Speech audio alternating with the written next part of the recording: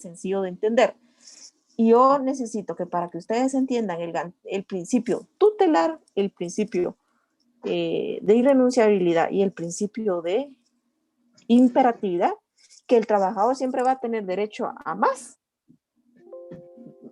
jamás va a tener derecho a menos. El límite de lo que el trabajador va a tener derecho radica en lo mínimo. ¿Y qué es lo mínimo? Lo mínimo es lo que establece la ley.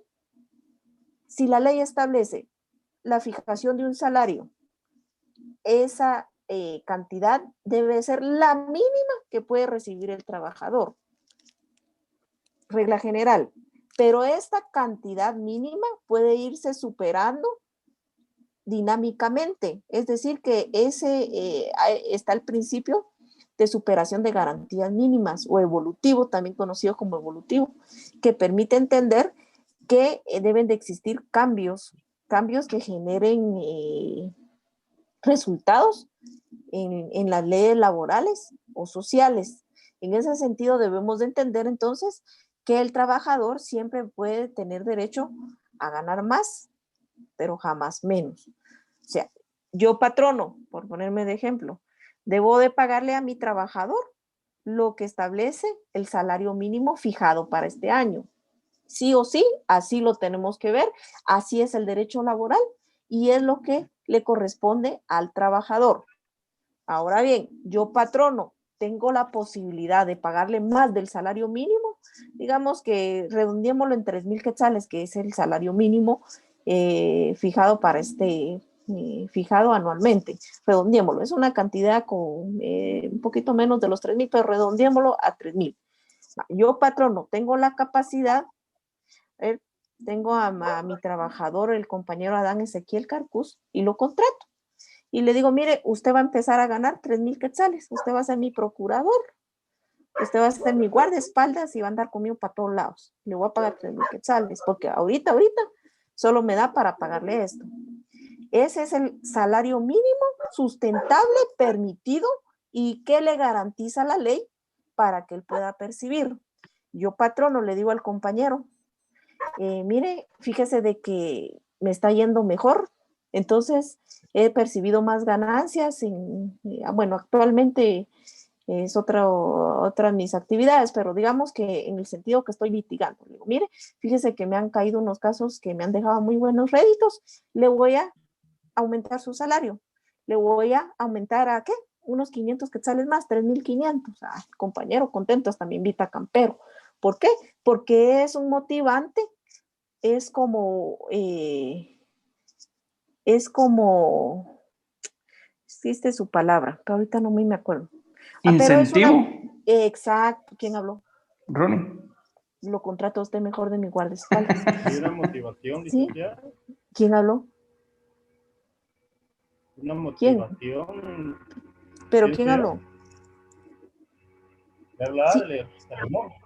Los dos están contratados para mi guardaespaldas. La cuestión es eso, que es un incentivo, una motivación para el trabajador, este tipo de superación de las garantías mínimas. Ahora, versus, siguiente caso, yo patrona, contrato al compañero Ronnie y le digo, mire, le voy a pagar el salario mínimo, 3,000 quetzales. Perfecto.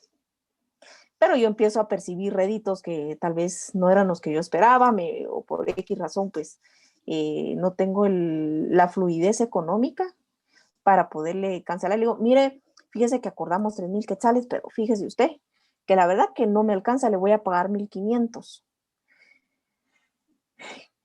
¿Cómo se sentiría el compañero? A ver, compañero Ron, cuéntenos su experiencia.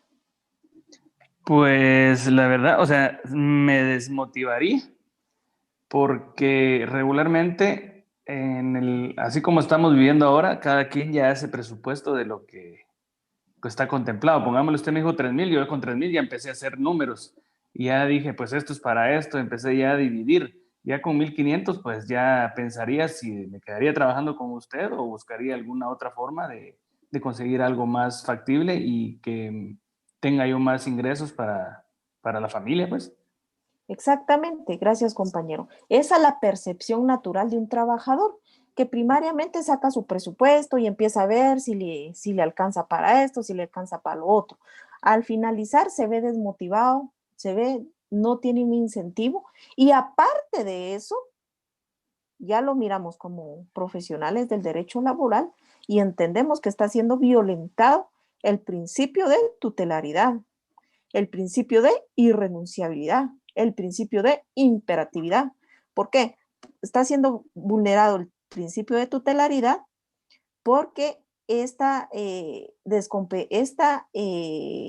va a tratar de proteger esos derechos que le va a proteger los derechos a partir de darle esa protección jurídica preferente. ¿Por qué está siendo violentado el principio de irrenunciabilidad? Porque se le están disminuyendo sus garantías mínimas. El salario mínimo no lo está percibiendo. De tal modo de que si lo estudiamos desde este punto de vista, como profesionales del derecho, estaríamos violentando el principio de irrenunciabilidad y el principio de imperatividad. ¿Por qué estamos violentando el principio de imperatividad, Adán Ezequiel? Bueno, es que de hecho quería preguntarle algo, licenciada, antes de responder lo que me estaba cuestionando. En base a eso, cuando habla usted de que pues, en un momento se le habló de un salario como tal, en el caso del compañero Ronnie, digamos, y luego se le modificó la garantía en decirle que iba a ser menos, esto pues en lo laboral he entendido que cuenta como un despido indirecto, ¿no? O sea, y que eso sí puede ser como trabajado por parte de los, digamos que en este caso del trabajador como tal, en algún proceso en contra de la empresa, ¿no? Totalmente de acuerdo. Cuando miremos el tema de la terminación del contrato, porque eso es lo bonito del derecho laboral, miren compañeros, nace desde los antecedentes, se va dando los pilares y los pilares fundamentales que son los principios, luego conocemos cómo está compuesto el derecho, luego miramos sus instituciones que lo regulan, luego miramos también los sujetos que intervienen en él, posteriormente miramos la suspensión que se puede dar en la relación laboral, pero antes de poder hablar de suspensión tenemos que ver qué es la relación laboral. Después de la relación laboral sí podemos hablar de la suspensión y posteriormente se da la terminación de los contratos o la terminación de la relación laboral. Y sí, puede ser objeto de un despido indirecto, claro que sí. Lic, perdone. Hablando aquí de los principios de la tutelaridad, nacionalidad y todo eso, ¿usted ha escuchado eso de algún derecho adquirido? Ah, pero si sos tú, hasta ahorita descubrí quién es Ronnie. Y yo contratándote para guardaespaldas. Va, imagínate. Otra vez, ¿cuál es la pregunta? ¿Has escuchado, Lic, ¿ha escuchado usted en alguna ocasión el derecho adquirido? Ah, por supuesto. Los derechos pero eso, ¿en base a qué es? Miren, pues vamos a darnos cuenta, ay, es que eso es emocionante, vamos a darnos cuenta que existen fuentes del derecho y parte de la fuente que sí es aceptada por el derecho laboral vamos a encontrar la costumbre y parte de la costumbre son aquellos hábitos repetitivos Consuetudinario. Consuetudinario, pero en derecho laboral se convierten esta costumbre o actos repetitivos se convierten en derechos adquiridos y posteriormente no se puede tampoco renunciar a ellos, ¿verdad? ¿Y en cuánto tiempo, o sea, cuánto tiempo sería como para decir que es un derecho adquirido? Esa es una muy buena pregunta. Cuando miremos el tema básicamente vamos a ver, ¿qué nos tocaría ver ahí? Contratos. Ahí te voy a responder bien tu pregunta porque no hay un plazo establecido para que se vuelva un derecho adquirido, ¿verdad? Sino es en relación al tiempo que se lleva a cabo la costumbre o los actos repetitivos. Sí, te lo preguntaba porque fíjate que ahí en el hospital pasa un problema. Hay un servicio donde estaban trabajando 5 días, o sea, trabajaban un día y descansaban 5. Pero que por la pandemia y por todo esto, los pusieron a trabajar un día y descansar 6. Entonces, ahorita como ya se reguló, bajaron a 5. Entonces empezaron a hacer relajo porque ellos dicen que ya tenían derecho adquirido a 6 días. Aquí va una historia muy bonita. Bueno, y es que la verdad es de que esta es una respuesta que La voy a adelantar, pero es una respuesta de derecho laboral 2 cuando se miran los pactos colectivos de condiciones de trabajo. Normalmente los derechos adquiridos tienen que ir respaldados a través de una forma de normación colectiva. Y esta forma de normación colectiva son los pactos colectivos de condiciones de trabajo. Es decir, estas conductas repetitivas tienen que ir plasmadas en un documento. Se vuelven derechos adquiridos hasta en el momento en el que existe un soporte que les dé validez. Por ejemplo, el caso de estos compañeritos tuyos, no pueden tomarlo como un derecho adquirido. Es más, existen disposiciones presidenciales y decretos que sustentan la alternancia en los trabajos, de tal modo que existe ¿cuál será la palabra? Hay como un fundamento legal. Existe contradicción, porque cuando existen, por ejemplo, este tipo de disposiciones presidenciales y principalmente decretos ya emanados por el Ejecutivo y que sean publicados en el diario oficial, se tienen que tomar en cuenta que son disposiciones provisionales, ¿ya? Salvo el caso que con el tiempo y a través de sindicatos se pudiera plasmar como un derecho adquirido, siempre en un pacto colectivo de condiciones de trabajo. Pero para mí que no, por la naturaleza de la situación atípica pandémica que estamos viviendo, no creo yo que nazca la vida jurídica un derecho adquirido de esta naturaleza, porque si bien es cierto los derechos del trabajador son tutelares, tenemos que tener en cuenta que cuando son trabajadores del Estado principalmente, no tienen que ser los derechos lesivos al Estado, y en este caso se convertiría en una lesividad para el Estado, ¿verdad? Ok, gracias, Lick. Bueno, ¿en qué estábamos? Licenciada, disculpe, buenas ¿Qué noches. manda? Buenas noches. Esto de del derecho adquirido podría decirse que es igual a las ventajas económicas al momento de liquidar a un empleado. No, son diferentes a las ventajas económicas. Cuando miremos el salario, vamos a entender que son ventajas económicas, que son viáticos, que es salario, que son comisiones, son diferentes, ¿verdad? Derechos adquiridos, ya estamos hablando de, como les dije, una repetición continua de acciones que permiten ser plasmadas bajo una normación de en un pacto colectivo de condiciones de trabajo, igual puede ser un convenio, puede ser una contratación, pero tienen que ir plasmadas. En cambio, las ventajas económicas ya es un extra que el patrono puede, que puede favorecer al trabajador, ¿verdad? Pero son temas totalmente distintos. Ok, gracias. Muy bien, continuemos pues. A ver, ¿con qué me quedé? Ah, sí. Entonces les decía que viéndolo ya desde el punto de vista profesional, pues obviamente el compañero nunca va a permitir que se le rebaje el sueldo. Por la idiosincrasia en la que vivimos en Guatemala y lo campechanos que somos nosotros los chapines, llegamos a la conclusión que si el patrono nos habla de buen modo y nos dice, mira, aguantame un poco, ahorita te voy a pagar menos, pero mira, solo me arreglo y ya el guatemalteco dice, va, es de buen corazón y le dice, va, está bueno. Pero como nosotros no somos cualquier tipo de guatemaltecos, casi somos inmortales, quería comentarles eso también, porque vamos a ser, en el caso de ustedes, abogados, y no de cualquier universidad, sino de la Tricentenaria Universidad San Carlos. Entonces, a partir de ahí, ustedes tienen que pensar como profesionales. Entonces, en ese sentido, los derechos de los trabajadores y sus garantías mínimas no pueden ser violentados, no pueden ser limitados, reducidos, tergiversados, de ningún modo. Y al momento de bajar el salario, pues estamos viendo una disminución en el mismo, de tal modo que esta es una característica primordial para el principio de irrenunciabilidad, ¿verdad? Entonces, hablemos de Licenciada, una pregunta, disculpe mi interrupción. ¿Estas garantías mínimas entran en vigencia no importando el tipo de contrato que tenga el trabajador? Mire, pues las garantías mínimas van a entrar en vigencia desde el momento que la ley las establece.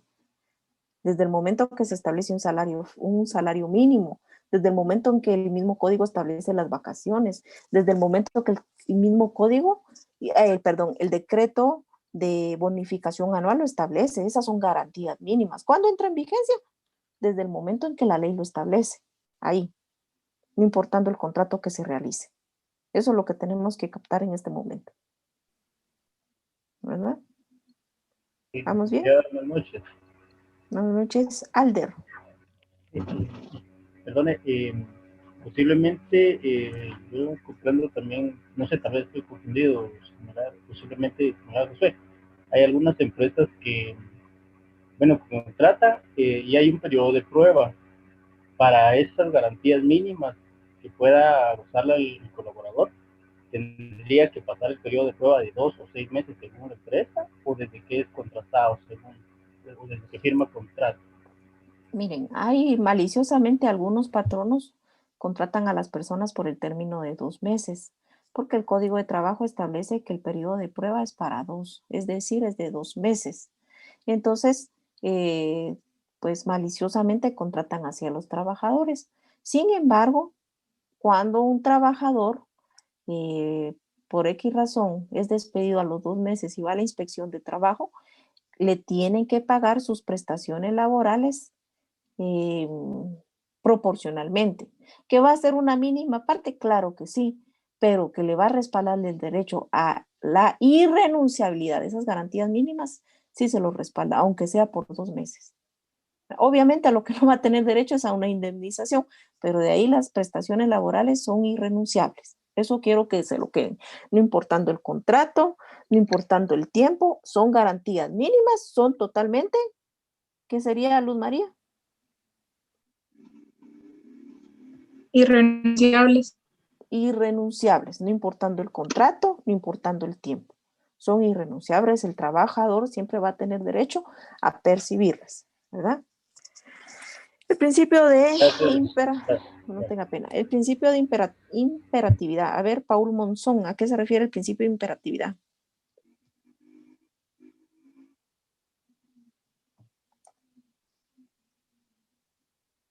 No lo escucho, compañero.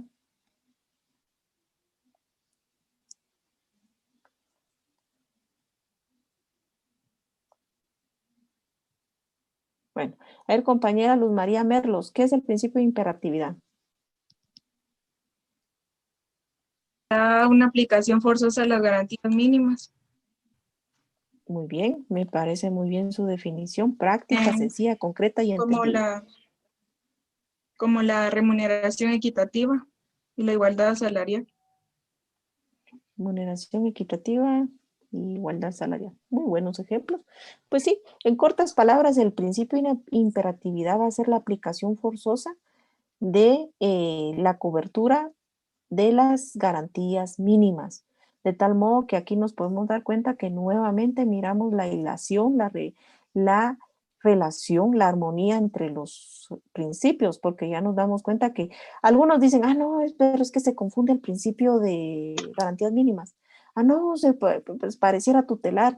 No, lo que tenemos que tener en cuenta que todos son diferentes, pero todos tienen relación entre sí, todos tienen armonía entre sí, y como acertadamente lo establece la compañera Luz María Merlos, que es la aplicación forzosa en cuanto a las prestaciones mínimas que conceda la ley. Que este principio de imperatividad hace de necesario el derecho para que el Estado vele por que se dé el cumplimiento de estas garantías a través de los órganos competentes, que son los tribunales de trabajo y previsión social, y obviamente el Ministerio de Trabajo a través de sus dependencias. Cuando hablamos a través de sus dependencias, establecemos que específicamente la Inspección de Trabajo y Previsión Social. Eso sería, vamos a ver, principio de realismo o objetividad. El principio de realismo o objetividad, vamos a ver, compañero Kevin Osvaldo, ¿qué establece el principio de realismo y objetividad? Lo partimos en dos. Sí, licenciada, ¿me escucha? ¿Lo escucho, pues? El de realismo establece que el derecho laboral analiza la realidad social de las partes y tiene en cuenta su capacidad económica para resolver conflictos. Muy bien. Y es objetiva porque resuelve los problemas con la aplicación del criterio de hechos concretos y tangibles. ¿Y qué entiende por esa objetividad? Mm, No entiendo trata- nada, se dice cosas así conscientemente. La verdad es que no. Bueno, por lo menos es sincero. Bueno, miren, pues cuando se establece esta parte del principio de objetividad, trata en sí de resolver,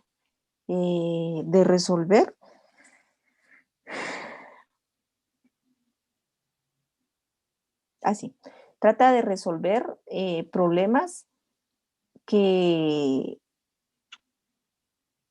surjan, pero problemas que surjan dentro de la relación laboral, problemas que sean legítimos de la relación laboral.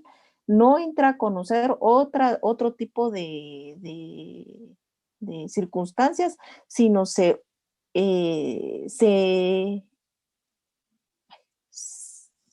alinea únicamente a conocer lo que en la relación laboral se esté dando. No mira otros aspectos, sino aquí claramente establece que son hechos concretos y tangibles. No puede ir a conocer materia civil, no puede ir a conocer materia penal, sino va a conocer únicamente lo concerniente a la relación laboral. ¿Sí? Es la objetividad. Manda. Aquí entraría, pongámosle, como dice, de resolver problemas, ya sea, o sea, son internos, pongámosle llamadas de atención, Exacto. actas Pero siempre que sean laborales. Ajá, actas administrativas que sean, bueno, o sea, llamadas de atención por una falta, por llegar en estado de ebriedad o por alguna cosa, entraría en estos objetivos. En el principio de objetividad. Ajá. Es decir, que no podrían en ningún modo venir a la inspección de trabajo a poner una denuncia porque, digamos... son como internos. Son, sí, cuestiones internas, pero que también son de conocimiento para la autoridad competente, porque no vamos a venir a dilucidar un hecho laboral a la inspección de trabajo que tenga materia penal. Obviamente la objetividad va a radicar en el conocimiento concreto y tangible de lo que se desarrolla en la relación laboral. Y efectivamente el ejemplo que tú das por ejemplo, actas administrativas, eso es eminentemente, bueno, tiene que ser laboral también, porque Sí, actas sí. administrativas pueden haber digamos, de hechos financieros, de actos financieros, porque un acto y un hecho es totalmente distinto, de actos financieros, ¿qué más?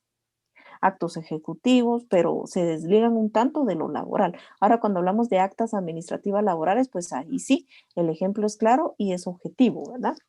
Va. Ahora vámonos no hay problema. Vámonos al principio democrático. Algunos tratadistas también lo conocen como el principio hondamente democrático.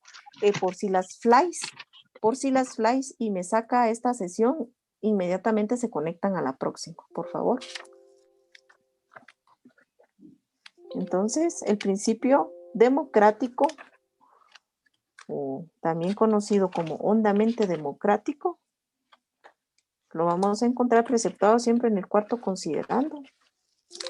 Si quieren de epígrafe, bueno, no sé si pusimos ayer epígrafes, pero en el principio de realismo y objetividad lo vamos a encontrar en la literal D. Si ustedes quieren, pónganle de epígrafe, principio de realismo y objetivo, porque este es el principio 2 en 1, principio realista y objetivo, en la literal T. Y pueden, si ustedes quieren, subrayar que el derecho de trabajo, a partir de donde dice, es un derecho realista y objetivo. Lo primero porque estudia al individuo en su realidad y pues obviamente lo segundo va a concernir a la parte objetiva del principio, ¿verdad? No le voy a dar lectura porque es un poquito largo y vamos a tratar la manera de abarcar un poquito, pero creo que para facilitar un poquito el entendimiento, a ver, compañero Rudy Velázquez, dele lectura a esta literal, por favor. Ok. El derecho de trabajo es un derecho realista y objetivo. Lo primero porque estudia al individuo en su realidad social y considera que para resolver un caso determinado a base de una bien entendida equidad, es indispensable enfocar ante todo la posición económica de las partes. Y lo segundo porque su tendencia es a resolver los diversos problemas que con motivo de su aplicación surgen con criterio social a base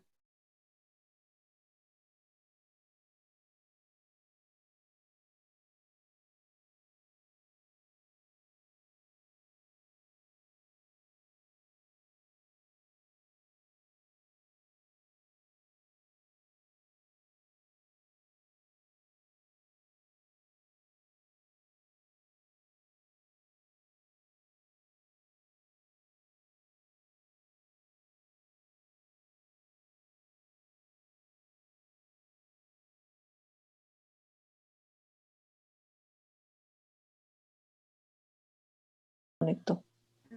Todavía no se conecta.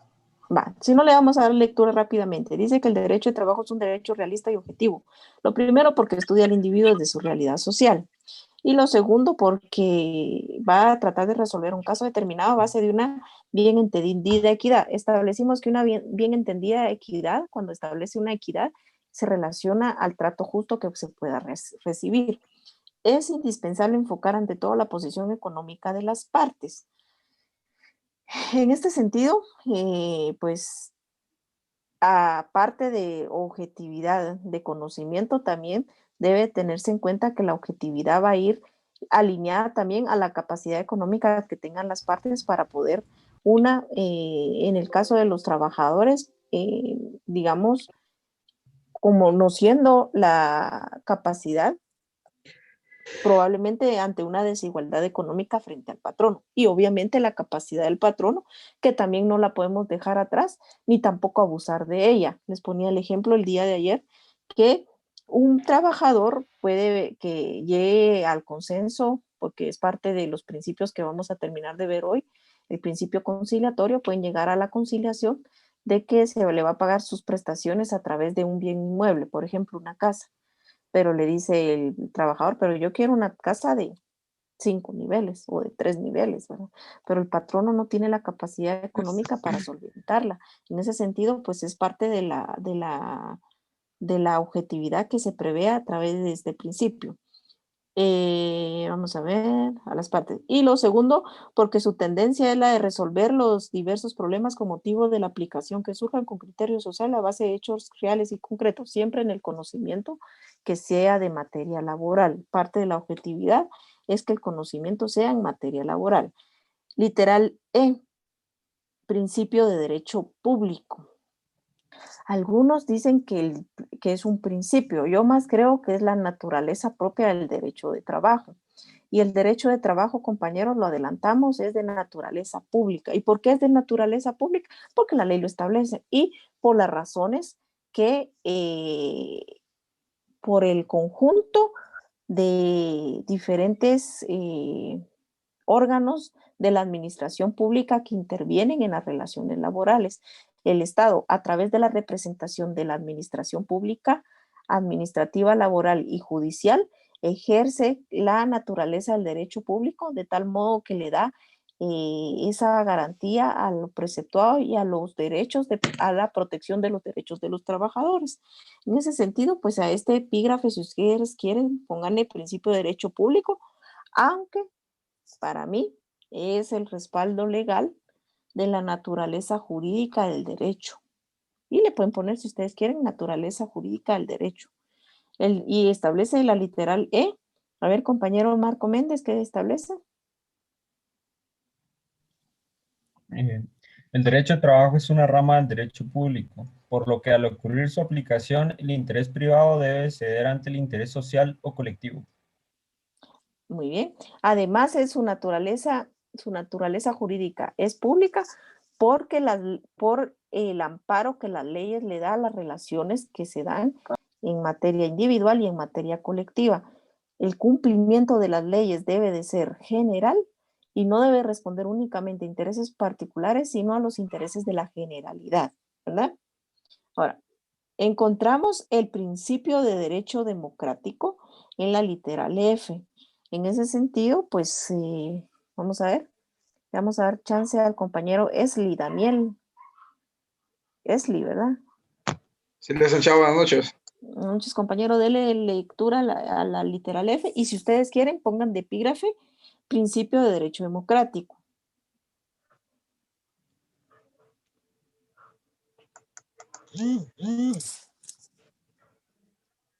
Sí tiene su código, compañero. Sí, el derecho de trabajo es un decreto hondamente democrático porque se orienta Es a un obtener decreto. Pare, un decreto. derechos hondamente democrático. Si lea otra vez porque dijo decreto. El derecho de trabajo es un derecho hondamente democrático porque se orienta a obtener la dignificación económica y moral de los trabajadores, que constituyen la mayoría de la población, realizando así una mayor armonía social, lo que no perjudica, sino que favorece los intereses justos de los patronos. Y por el derecho de trabajo es antecedente necesario para que impere una efectividad libertad de contratación, que muy pocas veces se ha contemplado en Guatemala, puesto que al limitar la libertad de contratación puramente jurídica que descansa en el falso supuesto de coincidencia con la libertad económica, impulsa al país fuera de los rombos legales individualistas que solo en teoría postulan la libertad, la igualdad y la fraternidad. Gracias, compañero. En ese sentido, pues nos damos cuenta que el principio de derecho democrático, o también principio de derecho hondamente democrático, va a tener a bien orientar a obtener la dignificación, va a tener a bien orientar la dignificación económica y moral, va a orientar a obtener la dignificación económica y moral de los trabajadores que constituyen la mayoría de la población.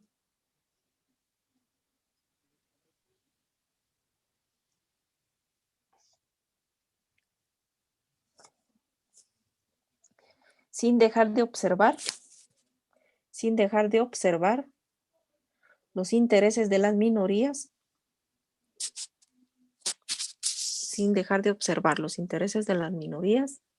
que corresponden a los trabajadores.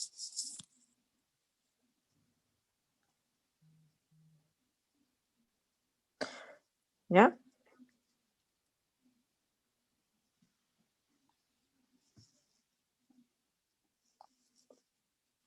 Bueno, entonces... Perdón, licenciado, después de los intereses de las minorías, sin dejar de observar los intereses de las minorías. Estas minorías obedecen a los patronos, es decir, son los patronos. Sin dejar de observar a las minorías, es decir, a los patronos.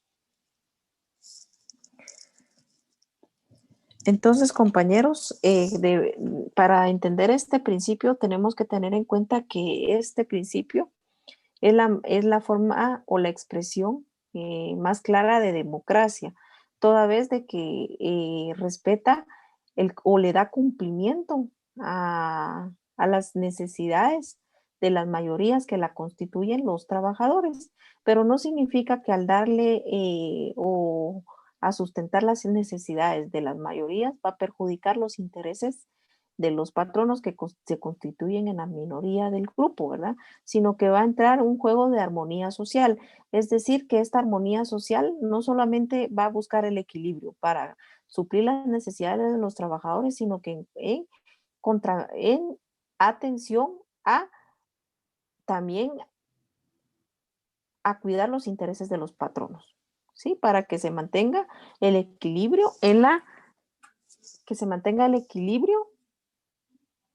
el equilibrio social, ¿verdad?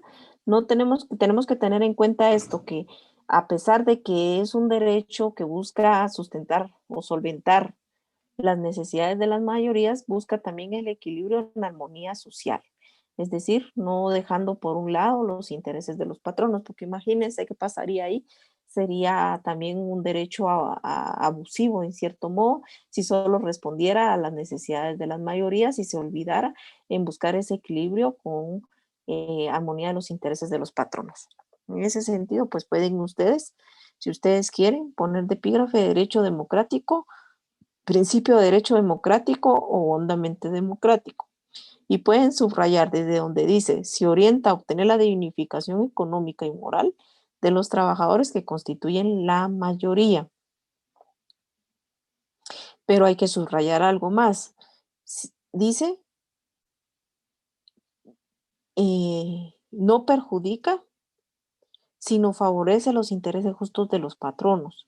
Y es por eso que nosotros entendemos que cuando no se perjudican los intereses de los patronos, busca el equilibrio para que también los intereses de los patronos pues también sean protegidos y respaldados por la norma jurídica. Ahora nos vamos a dirigir para hablar del principio de sencillez o antiformalista. El principio de sencillez o antiformalista, compañeros, va a ser el conjunto de normas procesales va a ser el conjunto de normas procesales claras, sencillas y desprovistas de mayores formalismos. El principio de sencillez o antiformalista va a ser el conjunto de normas procesales claras, sencillas y desprovistas de mayores formalismo. Este principio, compañeros, va a buscar un sistema normativo ágil y eficaz de carácter procedimental.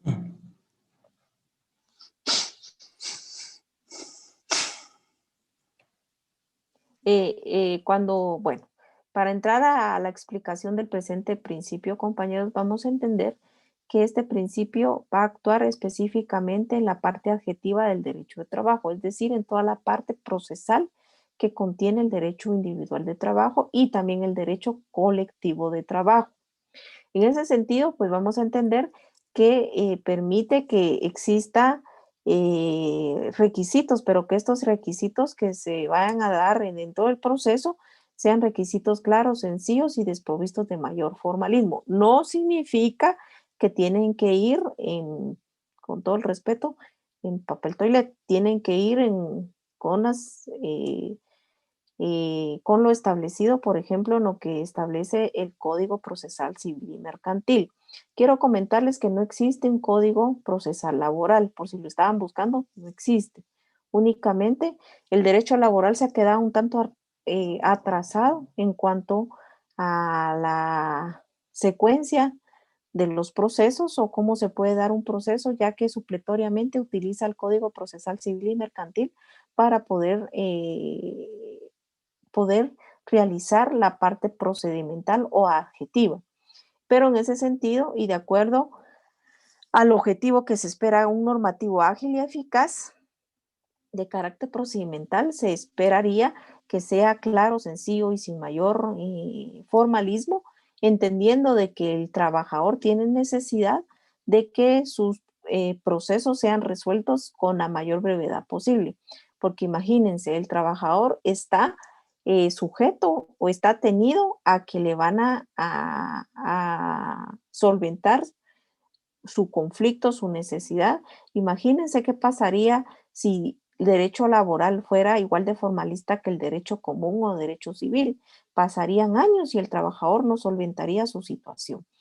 En tenor al derecho, al principio tutelar, protector del trabajador, en tenor a esto, entonces nace el principio de sencillez y antiformalidad, que lo que permite es que los procedimientos que se presenten ante la administración, ante los órganos administrativos, inspección de trabajo en su caso, o los órganos competentes como son los tribunales de trabajo y previsión social, que carezcan de mayor formalismo y en algunos casos pues es hasta permitido que no lleven el auxilio de un abogado, toda vez de que por esta protección jurídica que se le da al trabajador. En ese sentido, entonces, este proceso de trabajo se debe de caracterizar únicamente por cuestiones simples, expeditas y sencillas. Simples, rápidas y sencillas. Simples, expeditas y sencillas. Y eso es lo que prevé el principio de antiformal o sencillez. Este principio lo vamos a ver conceptualizado en el quinto considerando. En el quinto considerando pueden poner, si ustedes quieren, principio que también es conocido como principio de celeridad y sencillez. Es conocido como principio de celeridad y sencillez o como principio de sencillez y antiformalista. De las dos formas se puede conocer perfectamente. Y si ustedes quieren, pueden subrayar desde donde dice que son un conjunto de normas procesales claras, sencillas y desprovistas de mayor formalismos que permitan administrar justicia pronta y cumplida. Al tenor de lo que establece la norma, pues vamos a entender que el trabajador merece una administración de justicia pronta y cumplida. ¿Por qué? Porque lo que está en juego es el sostenimiento de él mismo y de su hogar, de tal modo que no pudieran pasar tantos años para que a él se le resolviera su situación jurídica, como sucede en otras ramas del derecho. De tal modo que esta es otra característica que le genera autonomía al derecho de trabajo. Algunos dicen, ay, no, es que meterse a pelear con un patrono, pasan muchos años. Se esperaría que se generaran modificaciones a los procedimientos. Se esperaría que se generaran no solamente a los procedimientos, sino también a las autoridades administrativas para que de algún modo se aceleraran los procesos de los trabajadores. Porque esto es lo que en teoría se esperaría, que los procesos sean eficaces y rápidos, pero lamentablemente siempre como parte del proceso pues dilatan un poco. Pero este es el principio que respalda que debieran de ser sencillos, pero que a la vez deben de ser con una pronta resolución. Y encontramos el principio conciliatorio. El principio conciliatorio, compañeros, los vamos a ver presentado en el sexto considerando. En el sexto considerando y en el artículo 103 de la Constitución Política de la República de Guatemala, vamos a encontrar esencialmente el principio de conciliatorio. Y el principio de conciliatorio, compañeros, va a ser aquel que permite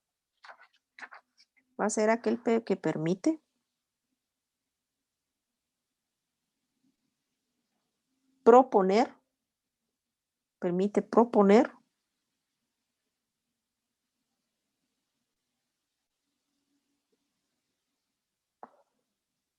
fórmulas esencialmente conciliatorias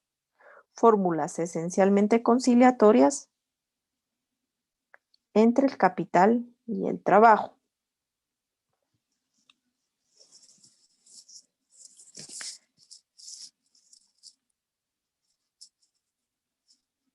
Entonces, este principio prácticamente, compañeros, debe de inspirarse en esa propuesta de fórmulas o soluciones conciliatorias entre el capital y el trabajo. Y este principio conciliatorio lo vemos bien enmarcado no solo en el derecho sustantivo, sino principalmente en el derecho objetivo. Todo proceso laboral tiene una fase conciliatoria, desde el momento en el que se ventila a través de la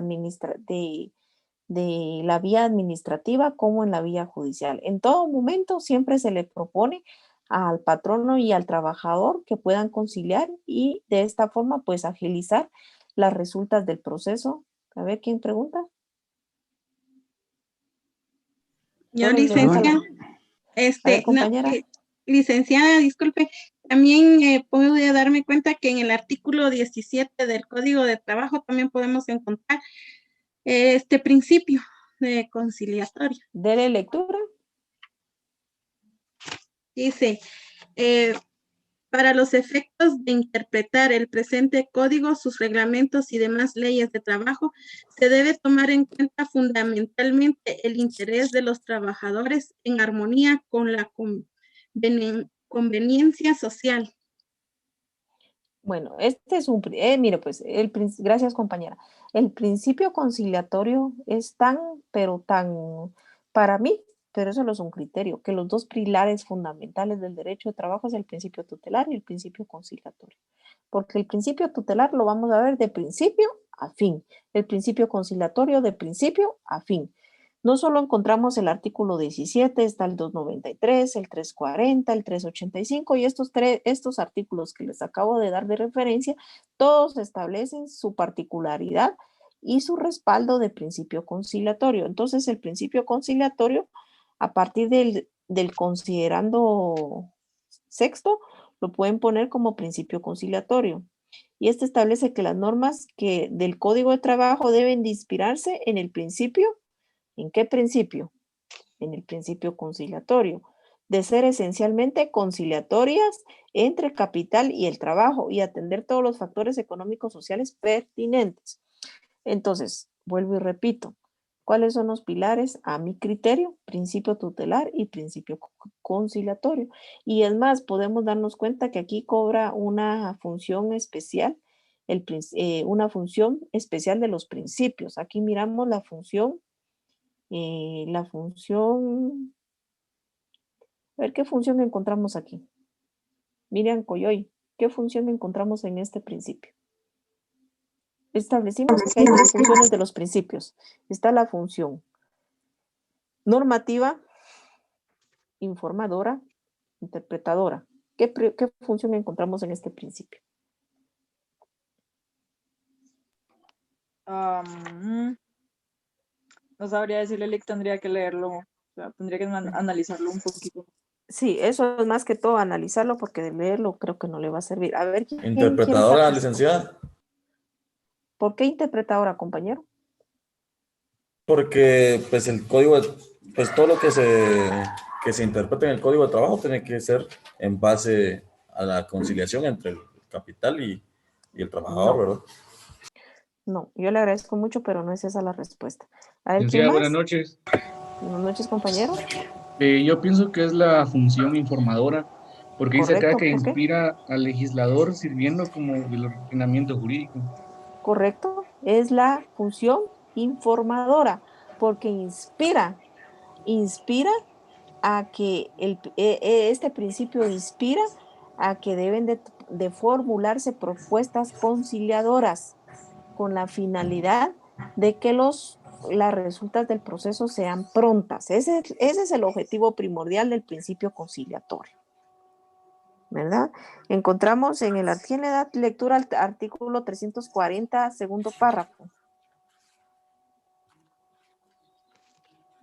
A ver, Miriam. El 340, híjole. Segundo párrafo, compañero.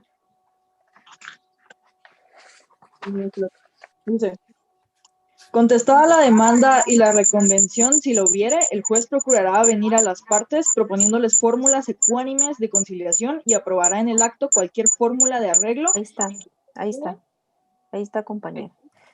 Gracias, compañera Miriam. ¿Se dieron cuenta qué le propuso ahí el juez a las partes? Fórmulas ecuánimes conciliatorias. Y eso es que estamos hablando de derecho adjetivo, procedimental. Entonces, el principio conciliatorio, compañeros, es uno de los más, todos son importantes, pero este es uno de los más importantes que pueden figurar en el derecho individual de trabajo y en el derecho colectivo de trabajo. Ahora, principio de equidad. El principio de equidad, compañeros, lo vamos a encontrar conceptualizado en la literal C, siempre cerca del principio, no, en la literal D, perdón, siempre dentro del mismo fundamento legal del principio de realismo. Y el principio de equidad va a ser aquel que persigue que el trabajador reciba un trato justo, va a perseguir dos cosas, un trato justo, una atención adecuada, un trato justo, una atención adecuada, según su dignidad humana, y como elemento fundamental de la producción,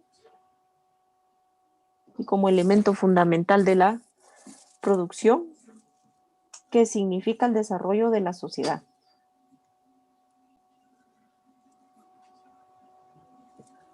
Entonces, prácticamente, compañeros, el principio de equidad va a tener... Volver a repetir lo último, es que no le escuché bien. Voy a repetirlo de nuevo. El principio de equidad va a ser o va a tener a bien perseguir que el trabajador reciba un trato justo, número 1. Número 2, una atención adecuada según su dignidad humana y como elemento fundamental de la producción,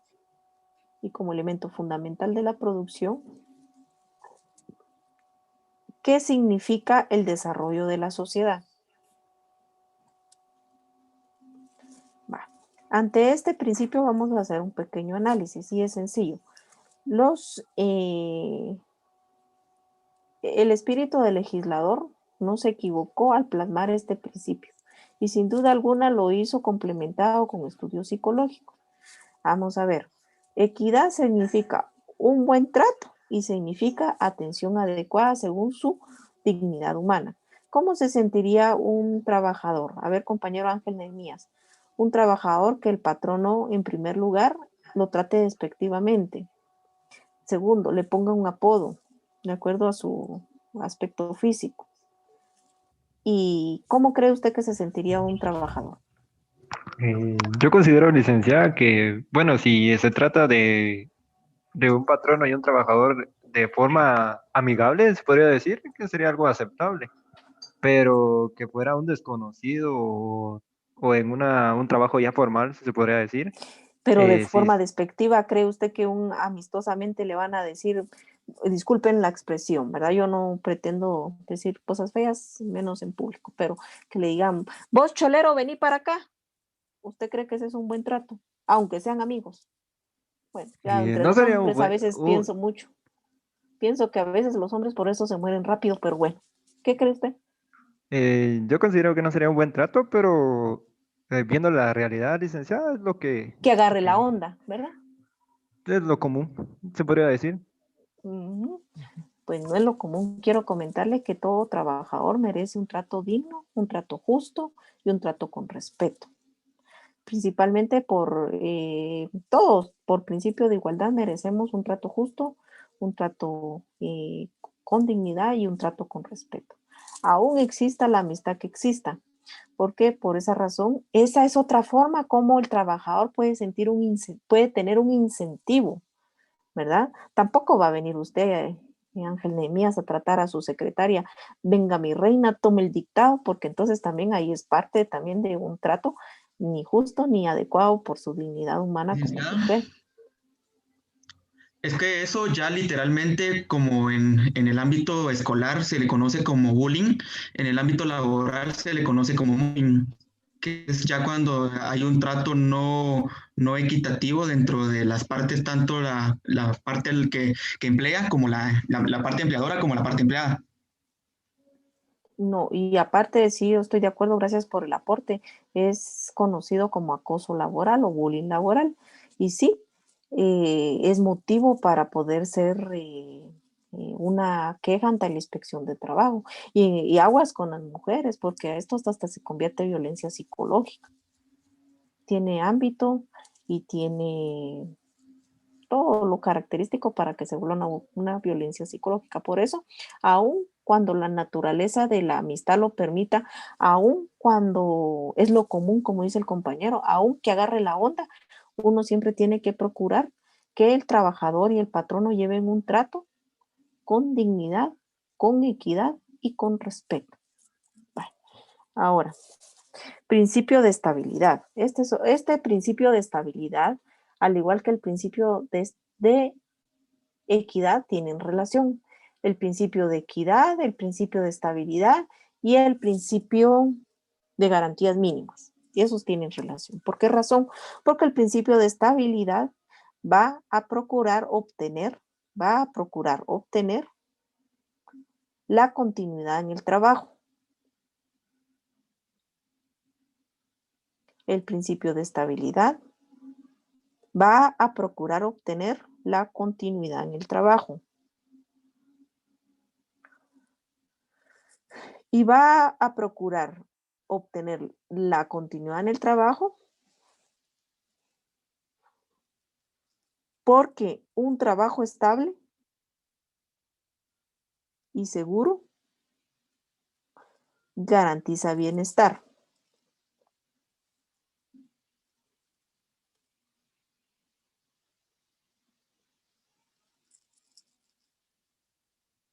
¿Verdad?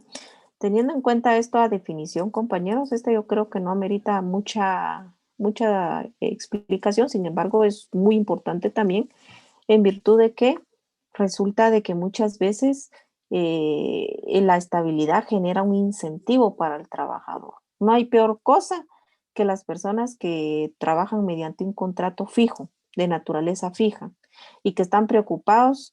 ¿Será que me van a volver a contratar? Se termina el plazo, digamos que es un contrato por 6 meses, se termina el plazo de los 6 meses, pero yo le prometo que esa persona, desde el primer momento en el que firmó el contrato, anda con la preocupación que si lo van a contratar, que si lo van a contratar.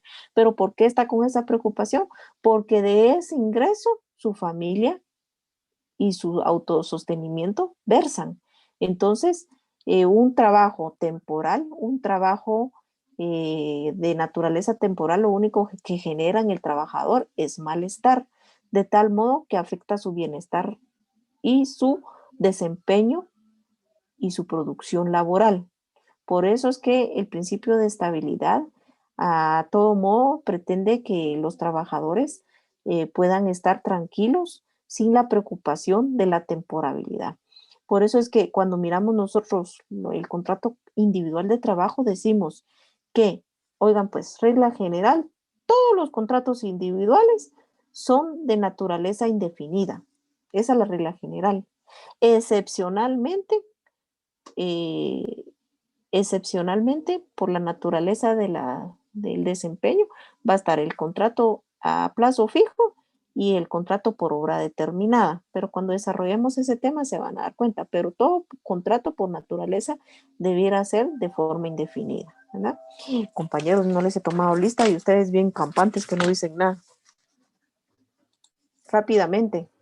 A los que miren, a los que mencioné rápidamente es porque ya les pregunté y porque ya los tengo, dirían en mi pueblo, ya los tengo vigiados, pero de ahí, a los que no, por favor, sí, por favor contesten, porque si no, no les tomo asistencia.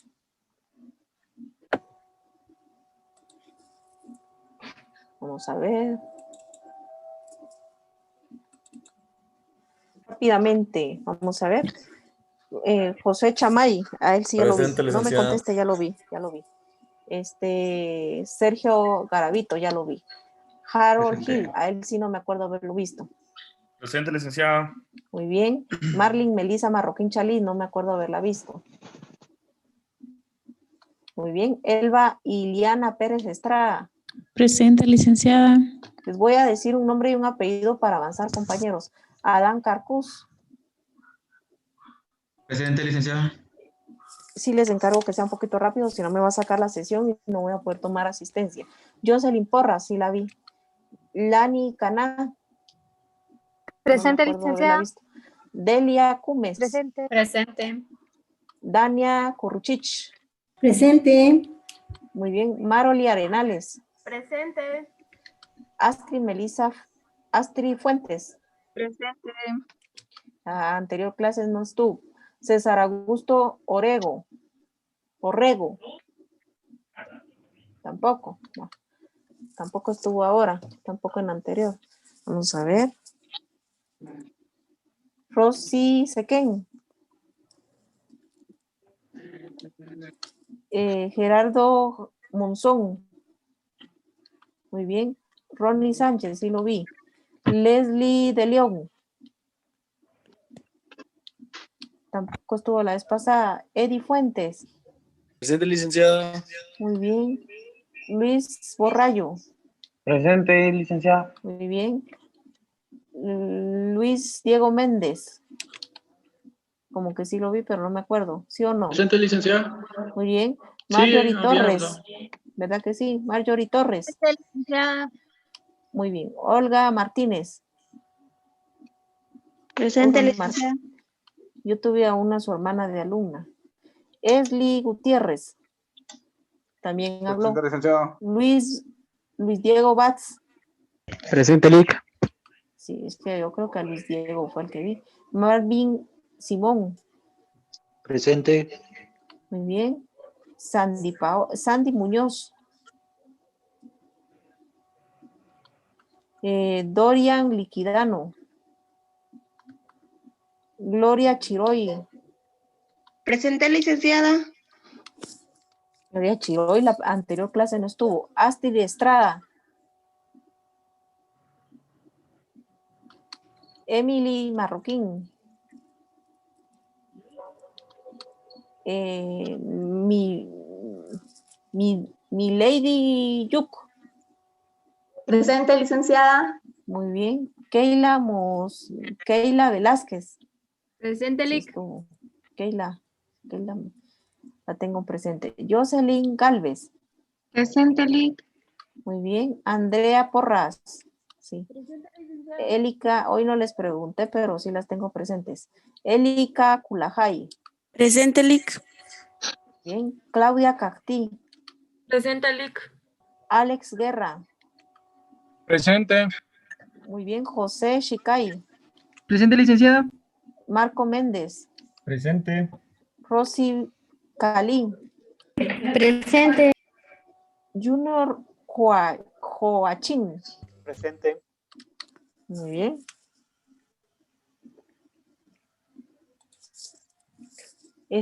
Kevin Marroquín. Presente. Muy bien. Sergio Santos. Presente, licenciada. Luz María Merlos, sí la vi. Denis Balchach. Presente, licenciada. Muy bien. Mariela Marroquín. Presente, licenciada. Muy bien. Marvin David Bakashpek. ¿Sí o no? Marvin David. Muy bien. Herminia Nicteto. Allá sí la vi, le pregunté. Helen Betsabe Alvisures. Presente, licenciada. Muy bien. Kelly Usincoy. Presente, licenciada. Muy bien. Andler Kinak. Presente, licenciada. Sí, compañera. Andler Kinak. Muy bien. Mariela Arias. Presente. Arias. Muy bien. Ángel Alquejay. Presente, licenciado. Muy bien. Laura Juárez. Presente, licenciada. Hoy no le pregunté a Laura. Ana Lucía Girón. Presente, licenciada. Muy bien. Brian Saúl Ovalle. Presente, licenciada. Muy bien. David Gómez. Presente, licenciada. Muy bien. Celia Cruz. Presente, licenciada. Y suena como Celia Cruz de verdad. Sí. Tiene su tumbao. A ver.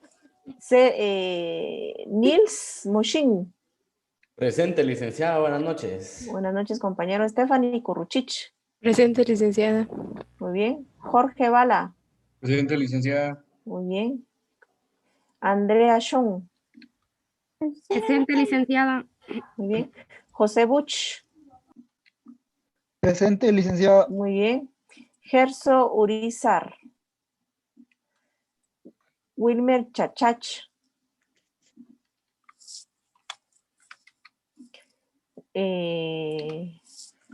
Hay algunos compañeros que por alguna razón, compañeros, me preocupa que no están viniendo a clases. Miriam Coyoy, si le pregunté. A Brian Lima. ¿No Presente, está? licenciada. Muy bien. Rudy Velázquez. Presente, Lic. Muy bien. Sheni Patricia. Presente, Sacabó. licenciada. Muy bien. Presente. Ay, qué bueno. Gracias a Dios me dio tiempo de poder tomar lista, compañeros.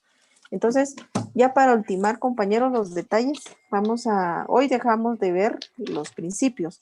A partir del próximo día de clases entramos a conocer más a fondo el derecho colectivo. Vamos a ver la importancia del derecho colectivo, que creo que ya avancé un poquito en ella. También vamos a ver qué es derecho colectivo, también avancé un poco en él. Vamos a ver sujetos del derecho colectivo. Y así vamos a ir aperturándonos. ¿Qué van a leer ahora? Vamos a ver, van a leer a partir de la página 40. De la página 40. Para que no sientan muy largo, van a leer a la página 55. De la 41. Sí, correcto, compañero, de donde se quedaron. De la 40 a la 55. Eso van a leer. Y van a empezar a leer del artículo 1 al